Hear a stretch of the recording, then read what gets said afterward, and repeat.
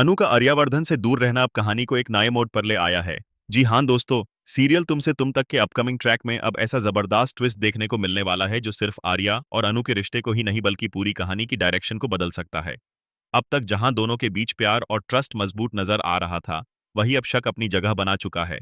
और दोस्तों, जब किसी रिश्ते में शक घुस जाता है, तो वो धीरे धीरे सब कुछ बदल देता है। कहानी में बड़ा झटका तब लगता है जब अनु गायत्री देवी के सामने ही आर्या को इग्नोर करके वहां से बिना कुछ कहे चली जाती है। ये मोमेंट आर्या के लिए बहुत ही दर्द भरा होता है, क्योंकि पहली बार उन्हें महसूस होता है कि अनु अब उनसे पहले जैसा प्यार और भरोसा नहीं दिखा रही।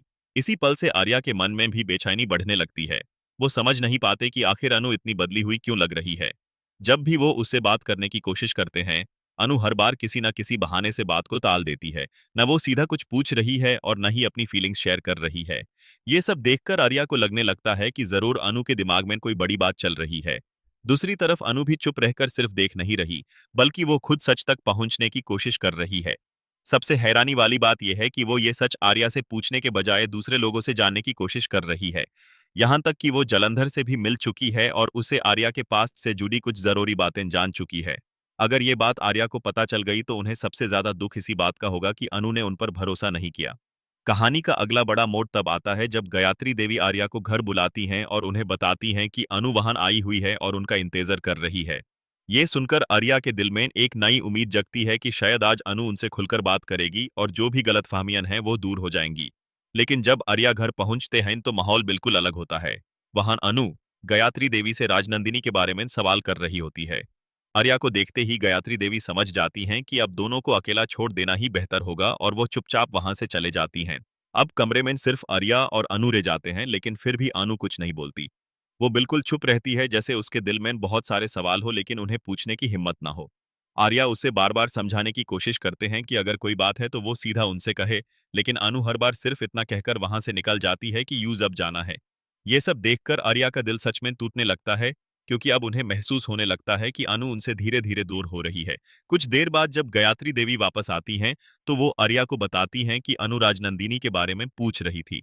ये बात सुनते ही आर्या हैरान रह जाते हैं, क्योंकि अब उन्हें लगने लगता है कि बात उनकी सोच से ज्यादा आगे बढ़ चुकी है।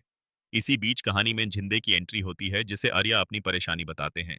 झिंदे उन्हें सीधी सलाह देता है कि अगर तुमने अपना सच खुद नहीं बताया, तो जलंधर किसी भी वक्त अनु को सब कुछ बता सकता है। ये बात आर्या को अंदर तक हिला देती है और उन्हें महसूस होता है कि अगर अब भी उन्होंने सच नहीं बताया तो सिचुएशन उनके हाथ से निकल सकती है। दूसरी तरफ अनु अब सच जानने के लिए और ज्यादा हिम्मत दिखाने लगती है। वो बिना किसी को बताए सीधा उस शहर की तरफ निकल पड़ती है जहां से आर्या के पास का सबसे बड़ा राज जुड़ा हुआ है। ये बात जब आर्या को पता चलती है, तो उनका डर और भी बढ़ जाता है। उन्हें लगने लगता है कि कहीं अनु को ऐसा सच न मिल जाए जो उन दोनों के रिश्ते को हमेशा के लिए तोड़ दे। अब सबसे बड़ा सवाल यह है कि क्या आर्या खुद हिम्मत करके राजीव भतिया और राजनंदिनी के रिश्ते का सच अनु के सामने रखेंगे, या फिर जलंधर का प्लान कामयाब हो जाएगा और वो अनु के मन में और ज्यादा शक पैदा कर देगा। आने वाले एपिसोड्स में ये देखना बहुत इंटरेस्टिंग होगा कि क्या सच सामने आने के बाद आर्या और अनु का रिश्ता टूटेगा या फिर और भी मजबूत बन जाएगा।